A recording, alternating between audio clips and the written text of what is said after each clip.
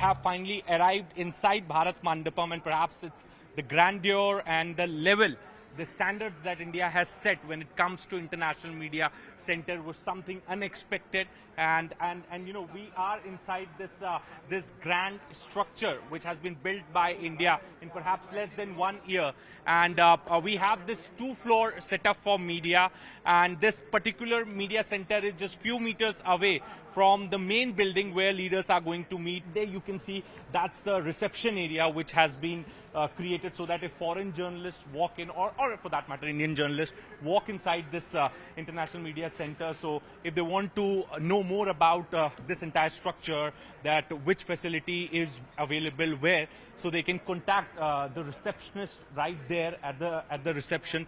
Then there are maps available. The screens have been placed here, and you know, one can easily get to know the exact location of what is which place is located where. You know, if somebody wants to go to use the washroom, so here you have a look. So this is a map of this entire structure. So if you want to use the toilet, or you want to use a lounge area, or for that matter you want to go on a first floor, then this is a map which has been this is a screen which has been set up, so one can easily access the map. So a journalist who is reporting inside this Bharat Mandapam, this international media center, doesn't have to go and ask anyone about the routes or you know, the location. So it's very easily one can understand. So there you see this is a ramp area. Then the section has been divided. The halls have been divided and have been given the names like of river: Brahmaputra, Yamuna, Ganga, Godavari, Krishna. Then there is media briefing room 3, media briefing room 2, 1. Then primary media control room, holding area, and secondary media control room, medical rooms, AV control room, office 2, office 1. So that is how it is. So, you know, this is the entire complex of Bharat Mandapam, and for the easy, you know, for the ease of the journalists, those who are going to report from here, this particular. So now let's see where the dining area is. So I have clicked on this dining area, and now there you see. So I am right now standing here, and if I have to go to dining area, it's on this side, it's on my right. So this is how easily these maps have been designed.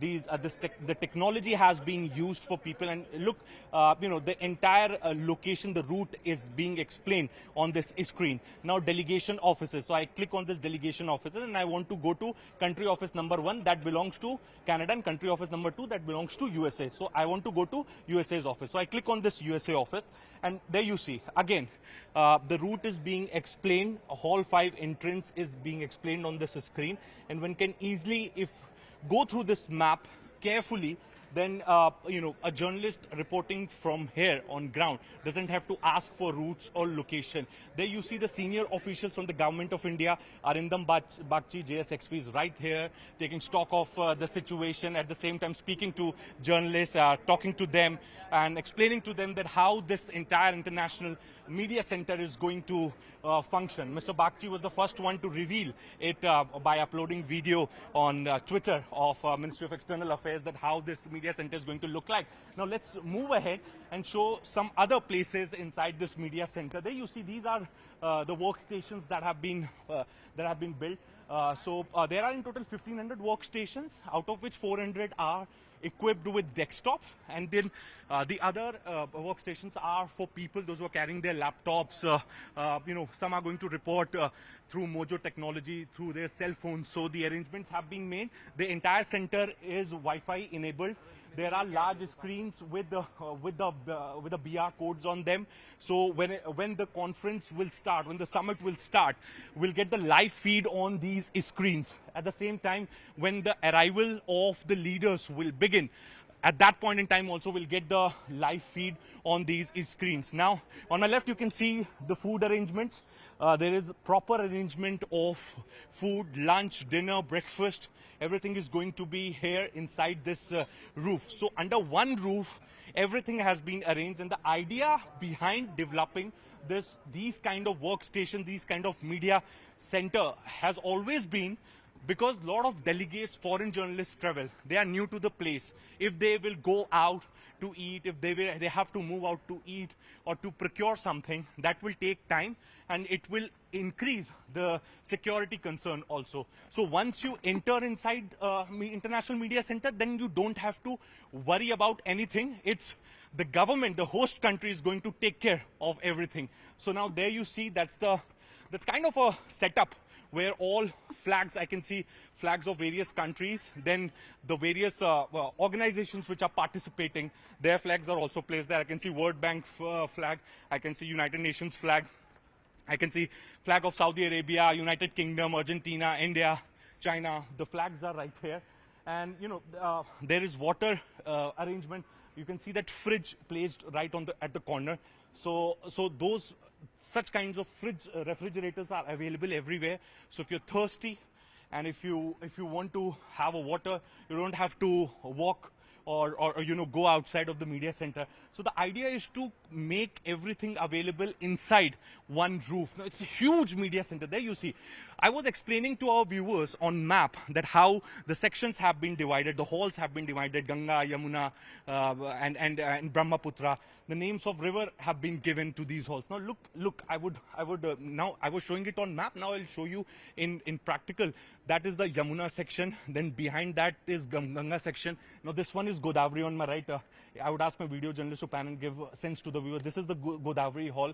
That's a lounge area, proper lounge area for dignitary. Then that's the Krishna hall on my left. So, you know, lot has been done by MEA, and perhaps MEA was very excited. Ministry of External Affairs was very excited to showcase this International Media Center.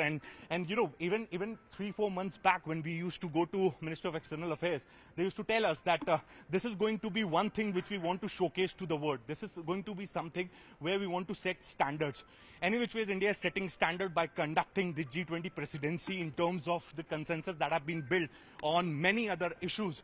But when it comes to the setting standard with regard to the accommodation, hospitality for the media, the journalists, dignitaries, those who are coming from outside the country, you know, that is something which was on Prime Minister's mind. And this is the reason that a result of that is this huge, magnificent, spacious, comfortable, fully equipped with Wi-Fi and other amenities, this lavish media center, which is going to be home for more than 2,600 journalists all across the world. The flags right behind me denotes all the member countries of the G20. It also exemplifies that how, despite the fact that they are different countries, all of them are actually going to be coming together in this entire pitch which India has made of Vasudhaiva Kutumbakam. Right at the International Media Center, this is exactly where we're going to get you all the reports from and about the G20 summit. So what are the quick takeaways? To my mind, the two main points which come up is, of course, as I mentioned, Vasudhaiva Kutumbakam, one family, one future, something which the Prime Minister has been stressing on. And along with this, what is synonymous is the Vishwamitra concept, which means India is a friend of the world. We've been talking about this, we've been reporting about this. The fact is that these are not very easy times. In the post-COVID world, the economic growth for many countries has been sluggish. In fact, in some of them, the recession has begun to hit. People are still very cagey about, you know, spending money. They prefer saving and hoarding money, which means the demand and supply chain gets affected. That's one. Many countries are now becoming inward looking, which is that they don't want others to come in. They don't want to look beyond their geographical barriers and frontiers. And that is what India as a presidency wants to break. We do understand the concerns, that's what India says about the world, but at the same time, extreme protectionism doesn't really work. What is it that India is looking at? Now, many would criticize us for saying, oh, you also believe in self-reliance or Atmanirbharta. Yes, it does, but that doesn't mean that we can be denied our aspirations. You know, the Prime Minister had, through Digital India, Skill India, has talked about several startups. And the whole idea of startups is that our dependence on imports will start coming down, especially on key sectors, whether it's defense, whether it's aviation, and all kind of industries. That should start coming down. But we are also open to foreign investment. There are areas where we do want these countries to start looking at India as a good investment hub. Now, for example, the Apple Store that started manufacturing in India. That is something which we really want to encourage. We've opened our doors to Apple because we also want that people over here get employment. Indigenously built Apple phones, which we can all flaunt very proudly, is also one of the hallmarks of this G20 summit.